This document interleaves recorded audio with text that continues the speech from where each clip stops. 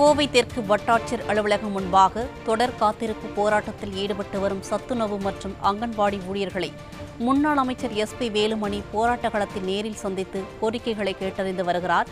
அதை நேரலையில் காணலாம்.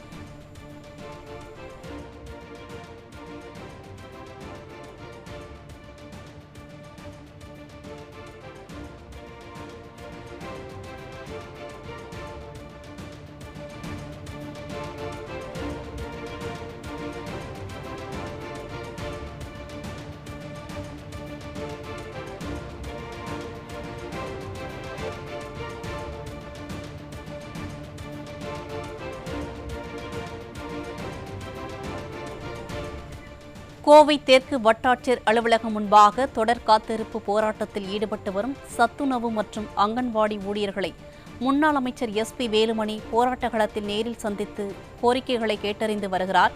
அதை நேரலையில் காணலாம். கூடுதல் தகவல்களை செய்தியாளர் சசிகுமார் வழங்க கேட்கலாம். வணக்கம் சசிகுமார், விவரங்களை பதிவு செய்யுங்க. வணக்கம் சங்கீதா. ஊதிய உயர்வு, பதவி உயர்வு, ஓய்வூதியம் உள்ளிட்ட அடிப்படை தேவைகளை வலியுறுத்தி அங்கன்வாடி பணியாளர்களும் சத்துணவு ஊழியர்களும் தொடர்ந்து பல்வேறு கட்ட போராட்டங்களை நடத்தி வருகிறார்கள்.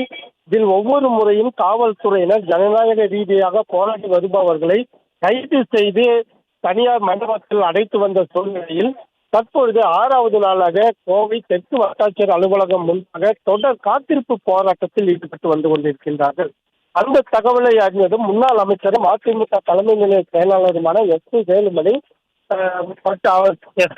தலைமையில் சட்டமன்ற உறுப்பினர்கள் தற்பொழுது போராட்டத்தில் ஈடுபட்டு வரக்கூடிய சத்துணவு மற்றும் அங்கன்வாடி பணியாளர்களை நேரில் சந்தித்து அவர்களின் கோரிக்கைகளை கேட்டறிந்து வருவதைத்தான் நாம் தற்பொழுது நேரில் பார்த்து வந்து கொண்டிருக்கின்றோம்.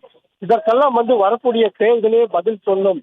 ஒருபோதும் திமுக அரசுக்கு நாங்கள் வாக்களிக்க தயாராக இல்லை என்பதை முன்னாள் அமைச்சரும் அதிமுக தலைமை நிலை செயலாளருமான SP வேலுமணியிடம் போராட்டக்காரர்கள் தெரிவித்து வருகிறார்கள். மேலும் அவர்களுடைய கோரிக்கைகளை பணிவுடன் இருந்து அனைத்தையும் கேட்டு வந்து கொண்டிருக்கின்றார்கள்.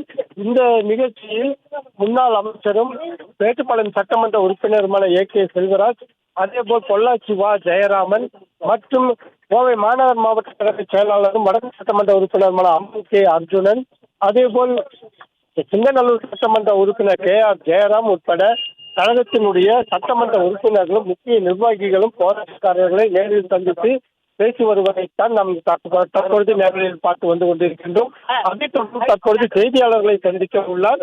அதை நேரலையில் காணலாம். சங்கீதா.